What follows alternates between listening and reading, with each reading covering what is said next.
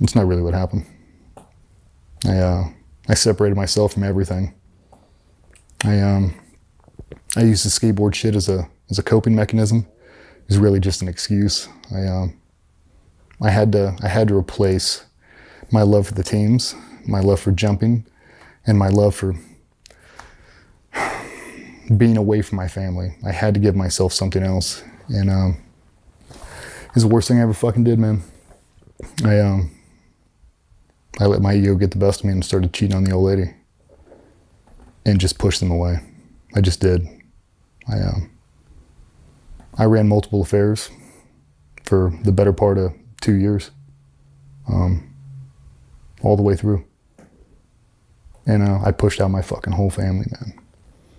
I You had were no able to reason. keep that shit together for 2 years. You ran 2 businesses. You're retiring. You have a family with 2 kids, and you're doing multiple affairs. And the thing that disgusts me the most about it is because I love the team so much.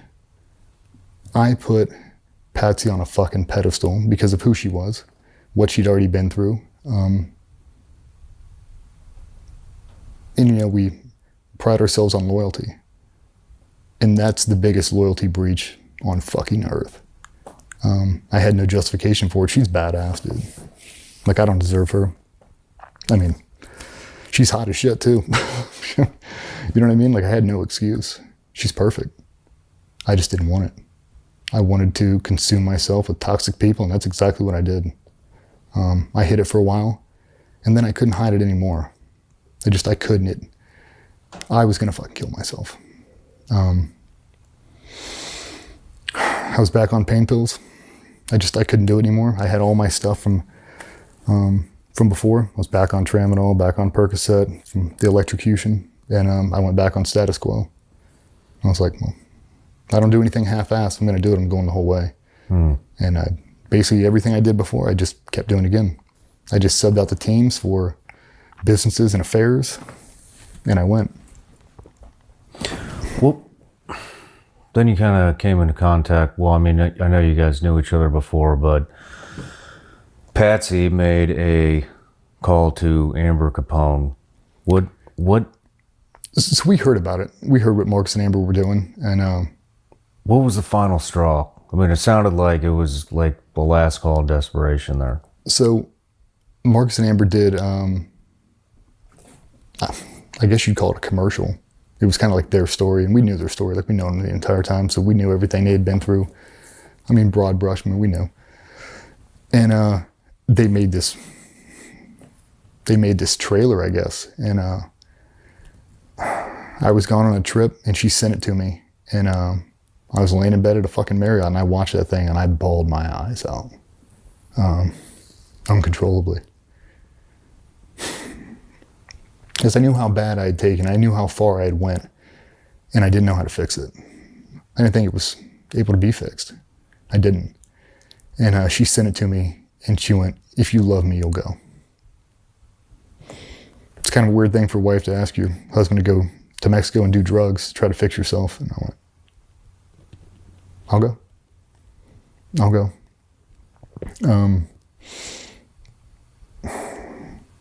It didn't matter, though. I wasn't hopeful. Once she said she wanted me to go, it was like a beacon of light. It let in some hope. She does give a shit.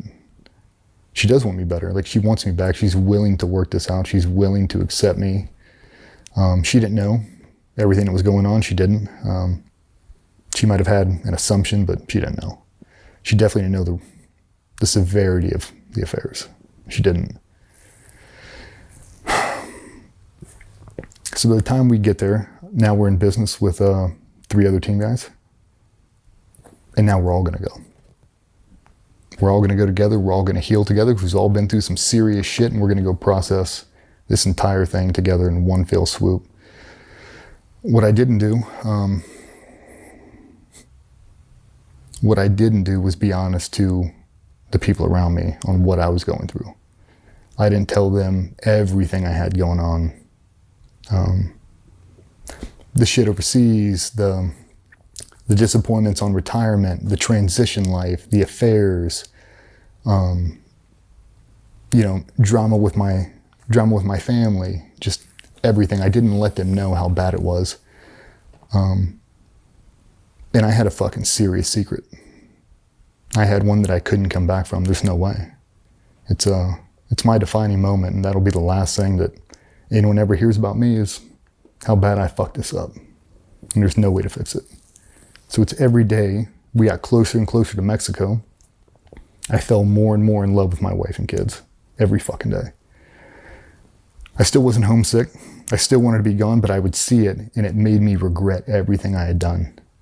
For the last 2 years, every time I saw him, it's just the guilt. It hung around me. It hung around my fucking neck, man. And you want to go through the whole story? You want to take it all the way? Yeah. So we link up with Marcus and Amber, and we fly out there, and we put in some serious fucking work, man. That medicine, that entire experience is nothing on this universe. It can't be quantified. You can't do an experience and pass it off and tell somebody your story, and it sounds too bizarre. It just does. Divine intervention and everything else. You believe in aliens after that shit. Like it doesn't make sense. The word cosmic comes up a lot when people do it. Like you feel like you're one with the universe. It's weird. You become interconnected to everything, and you understand everything you've ever done. And it is at the forefront of your mind when you wake up the next day. So how does it happen then? I mean, is it immediate? Or No. you feel it the next day? Or No, I mean, you process that thing for weeks. It's in your system for a long time. At least it felt like. But, you go down there, you do a ceremony, you give out your intentions, and I haven't told anybody my intentions. I haven't told anybody what I'm trying to deal with. None of them. They have no idea. They assume that we're dealing with some PTSD shit and some stress, some operator syndrome, maybe some other stuff. And we did Ibogaine. Had a very profound experience, and I woke up the next morning for the first time in a decade. I would have cut off a fucking arm to teleport home. I've never wanted to be home that bad in my entire life. And I knew it was all for nothing. I knew it didn't matter. There's no going home for me. Just the thoughts that go through your mind when you know you fucked up so bad, you can't come back from it. What do you say? Like, how do you enjoy that experience? How do you process the information knowing you'll never get to share it with another human being? Because at the end of this road, I gotta fucking kill myself. And that's what it was. That's a hard thing to wrap your head around. Like, I'm so selfish. I'm such a fucking coward that instead of face the music, this is what's gonna happen. We process the entire day. We wake up the next morning, we do a ceremony, we all come together and we're working through trauma together. It's a bunch of team guys in the same room, a bunch of them we know, a couple of them we don't know. And the common theme, because I'll just say it now, after Ibogaine, I'll just say it. I looked at all of them, and they were pouring out some serious shit, some serious childhood traumas and dumping them on the table for everyone to see. And I called them all out. Like, fuck you guys. I've been sitting here for 16 fucking years alone, thinking I'm the only fucking dude. You've been my best friend my entire time. You've never told me that. Why'd you let me do this alone? Why? Like, how many fucking times I almost blew my head off in a fucking guest room? Why? Why didn't you fucking tell me, man? It's fucking rough, dude. And you see the collective, everyone in the fucking room the exact same way. Dudes had been in 25 years. Had a fucking 30-year Master Chief in there. Same fucking thing. Like, why? Why the fuck didn't you say it? I want a fucking answer, tell me. I didn't have one. Like, I wasn't ready. You better fucking get ready. Like, if any of you dudes go back home and you don't jump on the first building and scream from the fucking rooftops, this shit will save you, and fuck you. Don't be a senior man with a secret, not with this shit. I would have been so much better off if people would have just said it. Like, this happened and this is how I'm feeling. It's okay to not be okay. This shit is fucking, this is life, man. Like, as bad as we want to feel like we're universal soldiers and fucking Dolph Lundgren and Jean-Claude, we're not. Like, we're grown-ass men that have kids that call us Papa. You got to stay up late and do homework. We got to drop kids off on school buses. And you got to get on a fucking airplane and fly away and never see them again. You got to be okay with that. And it's a hard thing to do, especially when you do it solo. When you never say it. Not that it's not there, it's there. It's on the forefront of everybody's mind. And you're just not saying it. So we had a beautiful couple hours. We processed a lot of shit. Had a nice family dinner. And we're just constantly just on topic, talking about just everything. Fuck, man, I felt so relieved to be able to just say it. But I hadn't said it yet. Yeah. Hadn't said a fucking thing yet. We wake up the next morning and we're going to do 5-MeO DMT. We sent up a couple guys and they are saving me last. I think maybe they thought I was going to have a conniption. Because everybody knew I was really working through some shit and they just didn't know how bad it was. And I laid back. We smoked the 5, laid back, and I've never cried like that in my whole fucking life. Every ounce of pain I have caused my wife, I've caused my kids, and anyone else, I felt right then. And I did it over and over. I was chasing the release. All this negative shit had filled up, and it was coming out of my mouth, and I couldn't stop it. I needed to purge all of this hate that I had inside me, and it was really just hatred for myself.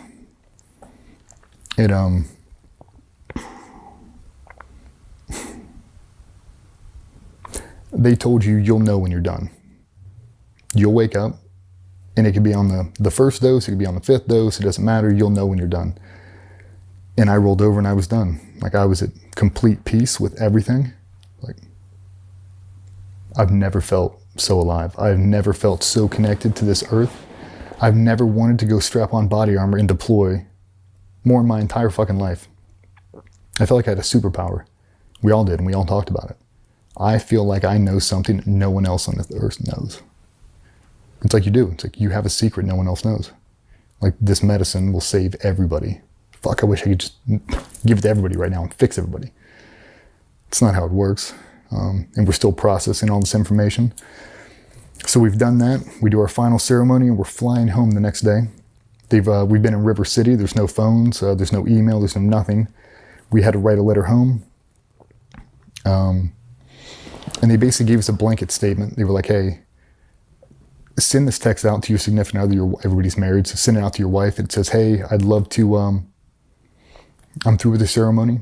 I can't wait to see you, and I can't wait to tell you about everything that I've experienced. Blanket statement. And I knew Patsy was itching to hear from me. I mean, we haven't heard from days. You go River City on Friday, and now it's on Monday at like noon. So we're in San Diego. We're all at an Airbnb waiting for our flights.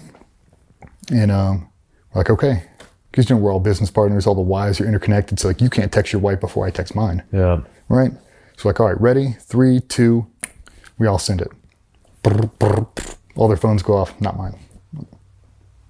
She's probably at the gym. I hit her location. She's at the house. Okay. Send another text. Hey, are you available for a call? I call the house. They don't answer. Click back on location. She's not sharing her location with me anymore. That's strange. Call her cell phone. Straight to voicemail. The fuck? Like, maybe the kids are on the phone. Maybe they're just swiping up. They're watching YouTube, whatever. So I let it go. 3 or 4 hours go by, nothing. And I know the other wives have talked to them. They're not saying anything to me. They haven't heard anything. And they're tight. Like, we're tight. We get a drive to the airport. We get to the airport and I'm on pins and needles, man. I can't even fucking breathe because I have this secret and I don't know how it's going to get out. And now I'm starting to question, like, does she know? She find out about the affairs, like, what the fuck is going on? We get into the airport. We stop in a layover in Atlanta and I power on my phone and there's a notification that pops up that says password's been changed to my email. Like, that's weird. And then I go to log on to, I had a ghost Instagram account that I was running all these affairs on. And she had hacked into that. She changed the password and opened it up. And she opened it up on Friday when we went River City. And she had all day Friday, all day Saturday, all day Sunday, and all day Monday to read through everything I had said and done the last 2 years. Everything. And you're a team guy, so you know exactly what those were. And she read it all. And at the very end of it, she found out that one of the people I was having an affair with was pregnant.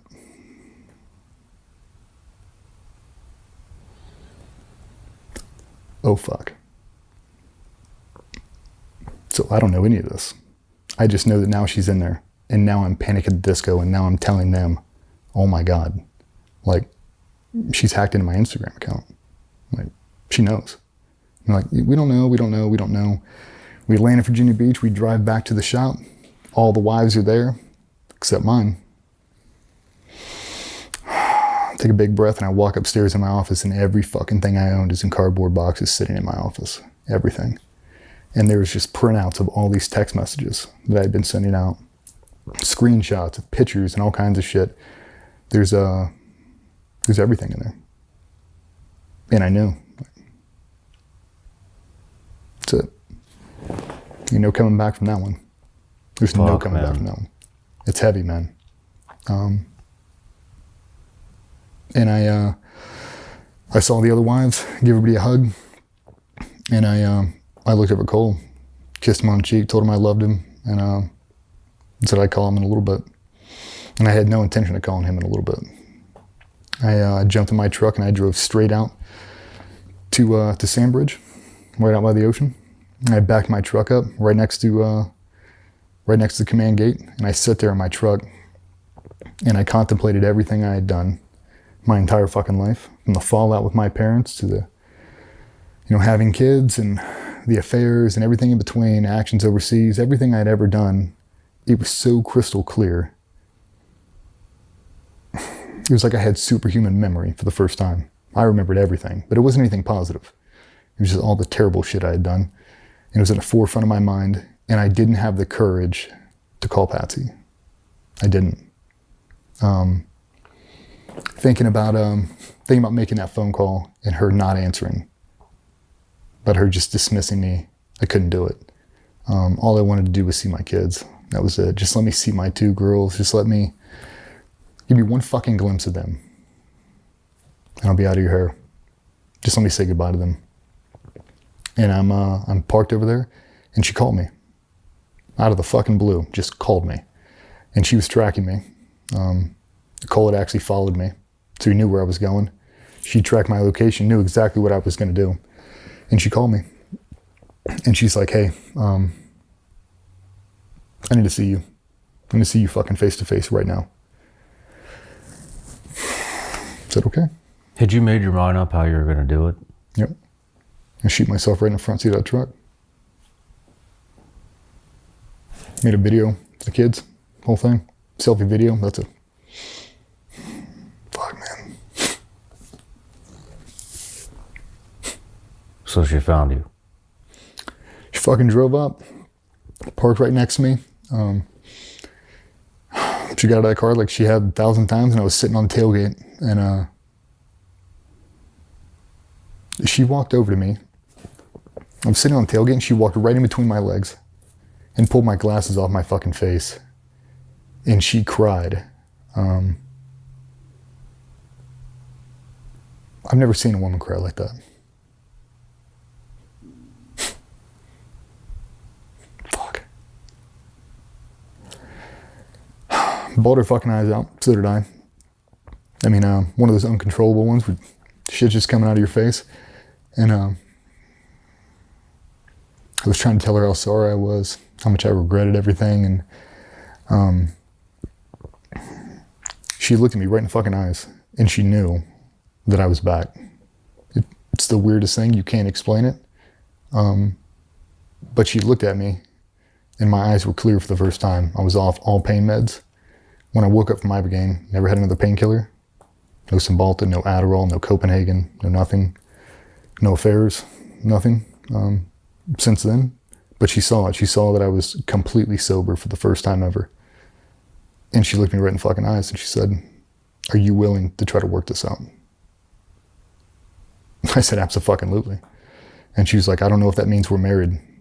But she's like, "I can't have you kill yourself." She's like, "These fucking kids need you too much. The shop needs you. Don't do this to these families. Like, you and me can figure out a common ground." And that's all I wanted. I knew we'd never stay married. I don't fucking deserve her. I just didn't want to lose it all. I didn't want to end it like that. And we went back, we had a super hard conversation. And she asked me, she's like, "I want to know everything right now." And I fucking told her everything. I fell on my sword, and for the first time in my life, I didn't filter a fucking thing. I sent it the whole way. I told her every ounce of it, every detail, how long it'd been going on, why it'd been going on, and what I'm gonna do now. And I told her, I was like, I don't want you to stay with me. I don't want you to stay married to me. I want the opportunity to make it up to you. Just give me one fucking chance to prove to you every day that I'm fucking sorry. Like, I don't need to be forgiven. Just give me the opportunity to make it okay. And every day I wake up with that on the forefront of my mind. Like, I'm gonna show you today how committed I am. I'll show you today how far I'm willing to go for the family. And that's the goal every day. And ever since that fucking day, since I landed in Virginia Beach, we have never been better. It's hard to say, man, but we have never been better. My kids have never loved me more. It's weird. My oldest called me DJ until I retired. All of them. Yeah. And now it's like, that's my why now. It is. Like, I'm the luckiest fucking dude I know. I am, and I don't deserve to be. I don't deserve to have her. I don't deserve to have those kids, but I'll fucking take it. She stuck with you through all that shit. She fucking did, man. She stuck through with all of that. Everything she's fucking been through. All that shit I put her through. Not the affairs. Like, that life in the teams with me was fucking rough, man. I mean, she used to look forward to me being gone. All I cared about was that fucking place. Yeah. I did. I cared about the teams. I wanted to do that, and I didn't want any distractions. And then I let it consume me. And then I needed to find something else. Skydiving, I couldn't do that anymore. Now what? Now we're doing this. It's the worst thing that's ever happened to me. It's the worst thing I've ever done. And it's the only thing in my life that I wish I could take back. The rest of that shit I'll take. The scars I'll take. The bad memories I'll take. The look on her face. That's what keeps me up at night. Just the breach of loyalty. She trusted me. Everybody did. They trusted me to do her right, and I fucking didn't. I let my ego take control. And it fucking sucks. Some fucking heavy shit, man. Yeah, that is some real heavy shit. That's an amazing woman. No shit. If we think back to not going to Mexico, just imagine if that happens on a Tuesday. She finds out there's no Mexico. Yeah. I'm the same way that I was before. I wouldn't be here. I was too fucking suicidal. Yeah. Like, I mean, I was hinging on it. Like, I was, man. I was itching for a reason. And that was my reason. Without her, man, I wouldn't be here. Yeah. I was actually going to have her call in, but things didn't go as planned. But well, we're wrapping this up, but I got to tell you, man, you've got to be one of the most resilient people I've ever fucking met. That is, been through a lot of shit. It's a daily struggle. It is, man. Like, that fucking road ain't easy. And I'll tell you what, after I After the whole thing kind of came out, it spread through the community like fucking wildfire. I was surprised how many other people it happened to. A shit ton of people. A bunch of people that I knew. I had no fucking idea. I mean, cheating's it's a common theme in the military. I mean, it just is. Gone on the road a lot, it's a common thing. I feel like she should have got an exemption. I feel like I owed that to her. You've been through enough. You didn't deserve some fucking typical team guy piece of shit cheating on you. You didn't. She's fucking perfect. And I took her for granted. It's fucking terrible. Every day I wake up, I'm gonna prove to you one more time. That's a struggle. She said that when I talked to her, that every day, that's the first thing you say when you guys wake up. Yeah. It's the truth. I mean, she keeps me accountable. And that's what I needed.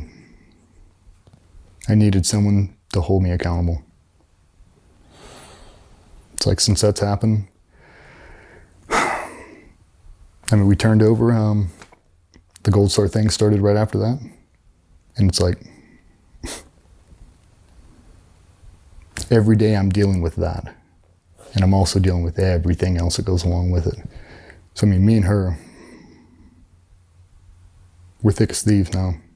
I mean, we have to be. Like, put our backs against the wall, it's like, just you and me. At the end of the day, it's just us. The rest of it's just noise. It doesn't matter.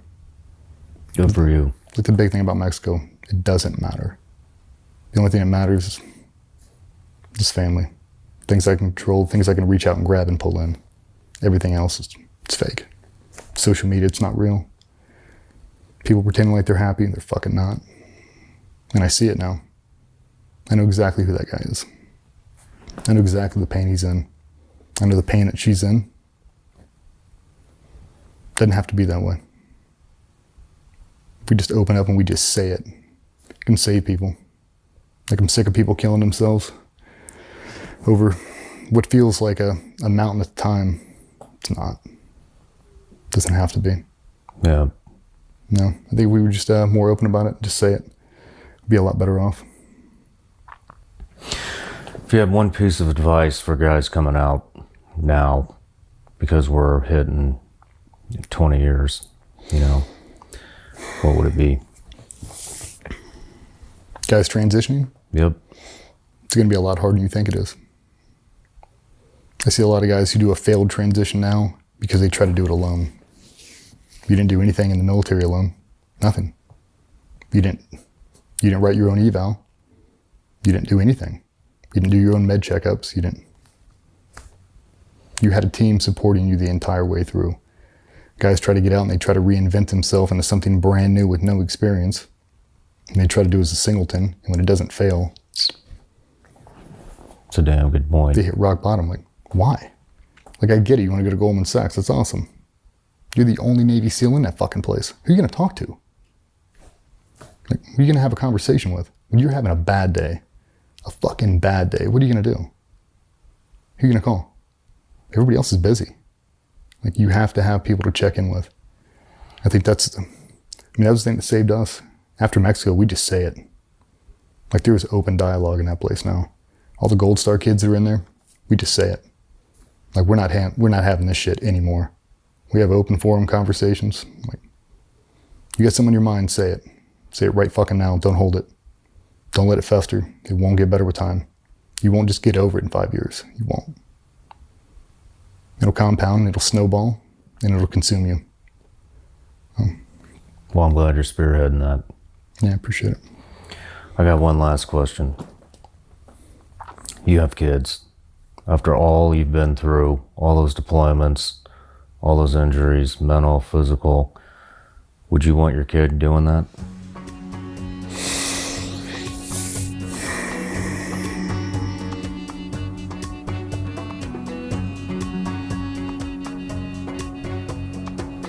Yes and no. If they were going to do it with true believers, with the right crowd, that dedicated to the mission, and really obsessed with it, absolutely. If it turns into some watered down thing in 15 or 20 years where it becomes like a part-time thing, no. In my opinion, that career field, special operations in general, it cannot be a part-time approach. You can't mass produce that. You need people that'll obsess over every detail. The nation deserves it. If I have a kid who's lucky enough to be a part of that, then absolutely. But I don't want some watered down bullshit. I don't want that. It's too dangerous to have that. It's like the only way to do it is to do it right. Do it the best of your ability. I know I do it all over again. I do every ounce of it, except for the last 2 years. But as far as military, every bit that I hated, every time I was motherfucking somebody, it's all part of the story. I was exactly where I needed to be, doing exactly what I needed to do, and I do it all again.